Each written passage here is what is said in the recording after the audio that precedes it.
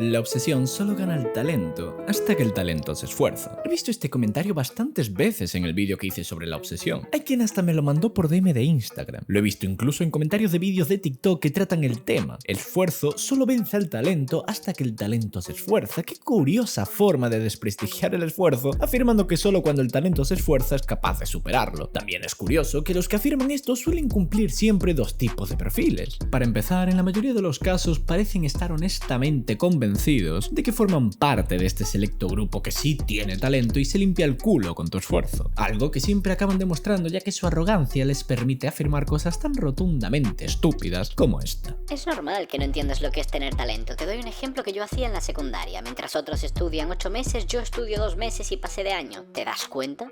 Asumamos que efectivamente esto que dice es cierto. ¿Alguien cree sinceramente que estudiar en 2 meses lo que otros estudian en 8 es talento? Mozart tocaba el piano con 4 años. Mishra se convirtió en gran maestro del ajedrez, el logro más alto que se puede obtener en esta disciplina, con 12 años. Terence Tao entró en la universidad con 9. Pero tú entras en este selecto grupo de talentosos prodigios memorizándote el temario de segundo de la ESO en 2 meses. Pues no sé qué quieres que te diga. Permíteme dudar que tengamos el mismo concepto de lo que es el talento. Di un ejemplo para que tu cerebro pueda entender la diferencia entre vos y yo.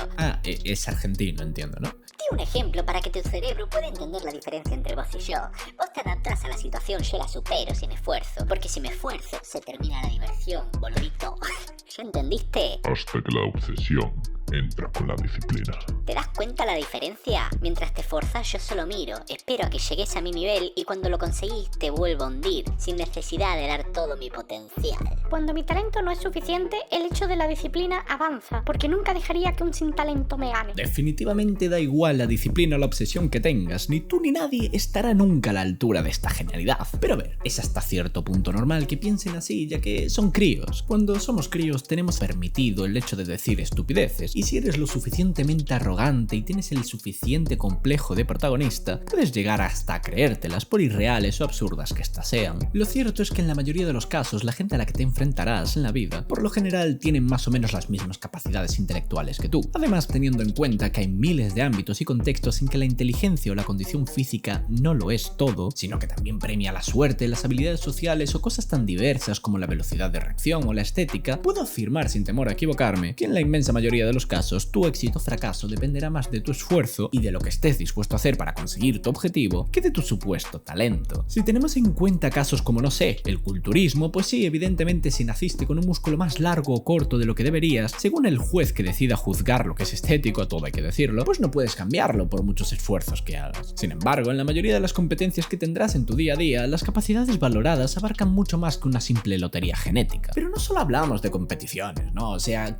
¿qué definimos como éxito si no? ¿El ganar un trofeo es tener éxito? ¿Es esa la única competencia de la que hablas? Porque yo sé de mucha gente que pudo haber ganado grandes competencias y sentirse lo más orgulloso posible de sí mismos y al final, al haber basado su vida únicamente en eso, tener fracasos constantes en todo lo demás. ¿Cuántos casos no hay de gente que ha logrado el pináculo de su disciplina y han acabado bastante jodidos, muriendo pobres o incluso en soledad? Por ejemplo, seguramente os suene este meme.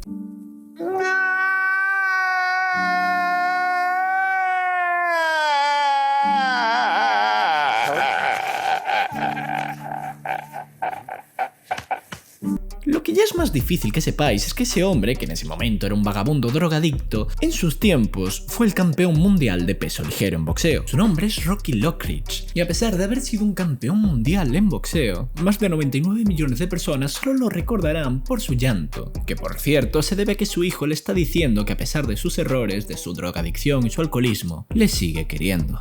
Because I know, somewhere deep down in my heart, I still love you.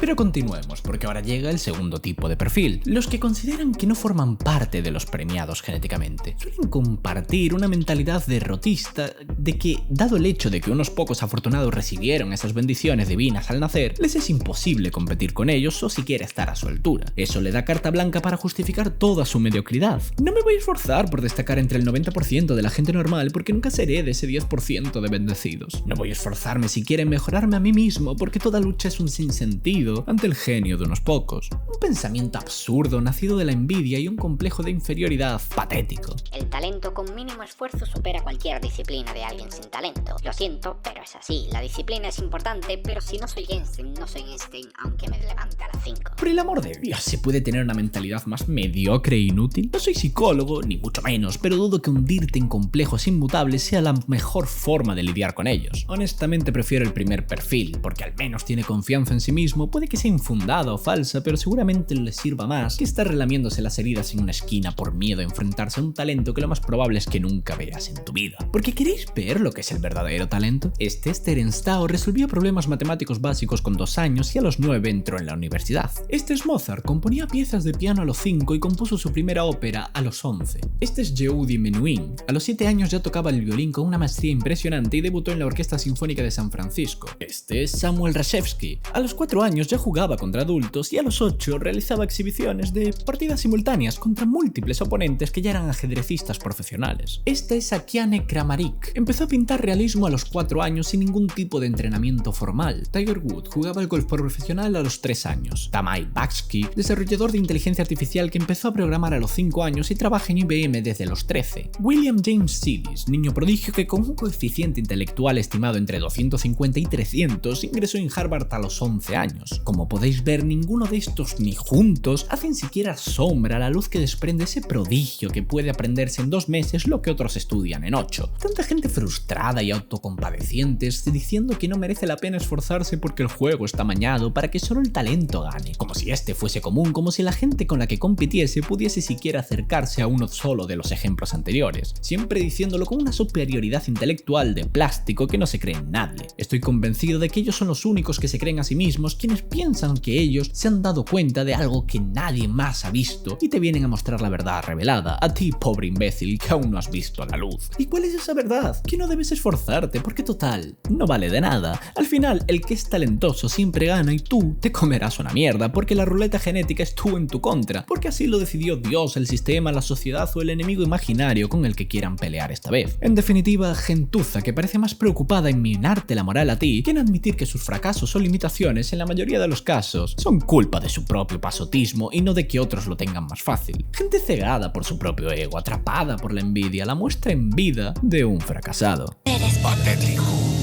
Con este vídeo quiero defender el esfuerzo porque veo que otros lo critican, quiero darle la importancia que sé que tiene porque otros se la quitan y lo hago no porque quiera, sino porque debo, porque sé lo que es intentarlo una y otra vez y aún así fracasar, sé lo que es esforzarse al máximo, llegar a tu límite por algo que te apasiona y aún así fracasar, dedicarle todo tu tiempo, dormir más tarde, despertar más temprano, enfocarse en cuerpo y alma y aún así fracasar, considerar acciones tan rutinarias como comer, salir de casa o dormir como una pérdida de tiempo y de nuevo fracasar día tras día, solo para que cuando al fin lo consigues, cuando al fin logras algo, te venga un niñato que parece no haber dado un palo al agua en su vida con el porro en la mano a decirte que la meritocracia no existe y que lo que has conseguido ha sido bien por suerte o bien por talento y que tú no tienes ningún puto mérito, con discursos aprendidos o robados y con argumentos tan grandilocuentes como poco originales. Y lo cierto es que creo que no soy el único que piensa así, creo que cualquiera que se haya esforzado lo más mínimo le exaspera las quejas de un pusilánime que con condescendencia te desmerita para estar más conforme con su propia mediocridad. Como por ejemplo...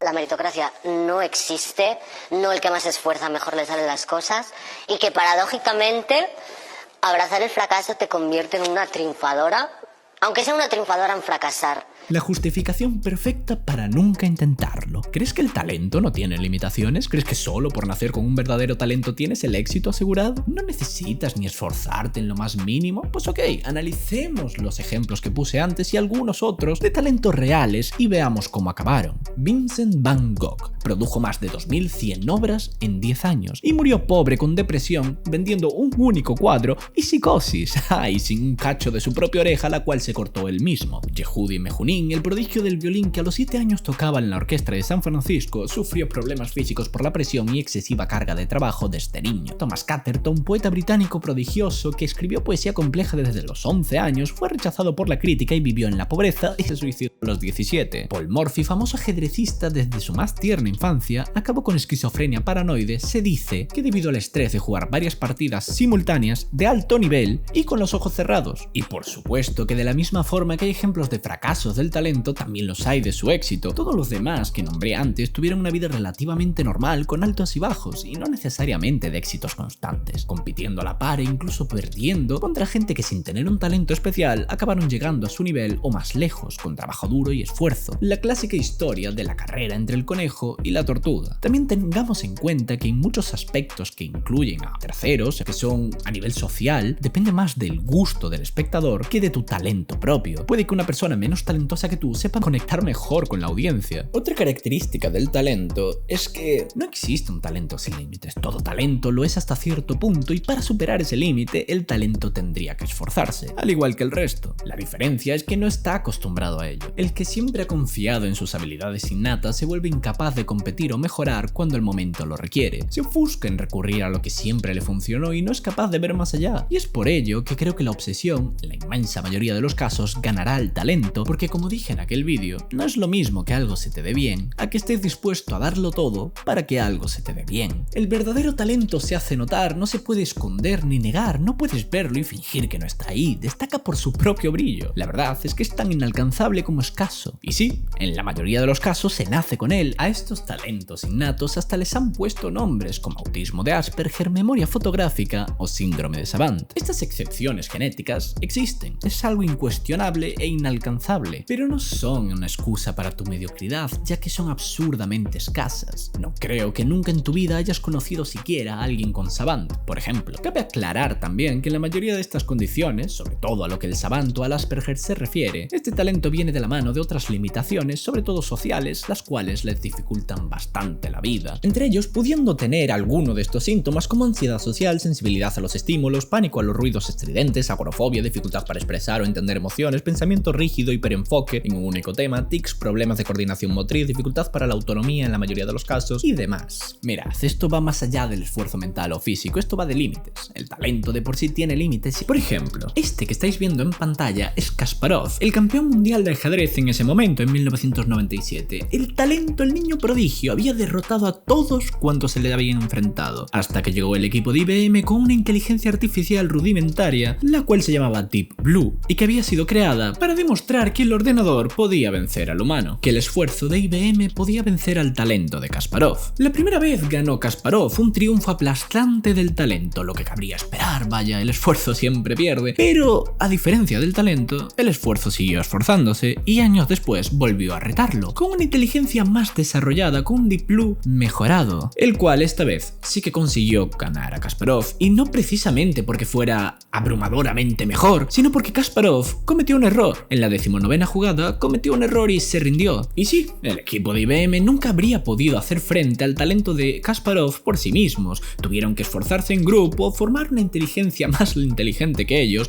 para poder ganar a Kasparov, pero el punto es que su esfuerzo dio sus resultados. Y sí, obviamente si una persona talentosa encima tiene obsesión, será imparable, pero cuando hablo de talento o obsesión, lo hago en la máxima expresión de ambos y aislados. Una persona completa y únicamente talentosa sin un ápice de obsesión contra una persona completa y únicamente obsesionada sin ni una gota de talento. El talento te da muchísima ventaja en la carrera, obvio, pero la obsesión te borra los límites, ya no solo de cuánto estás dispuesto a esforzarte o cuándo dormir o despertar, eso cualquiera puede hacerlo sin necesidad de obsesionarse, sino que también te borra los límites de a quién estás dispuesto a sacrificar, a pisar, a desechar. Puede que el talento llegue muy lejos, pero tarde o temprano le frenará su moral, su conciencia o su pereza. Pero a la obsesión, a la verdadera obsesión, ya sea para bien o para mal, no hay nada que le frene. En fin, yo soy Charlie, gracias por llegar hasta aquí, dadle like y suscribiros si os ha gustado, gracias a los miembros del canal y nos vemos en el próximo vídeo.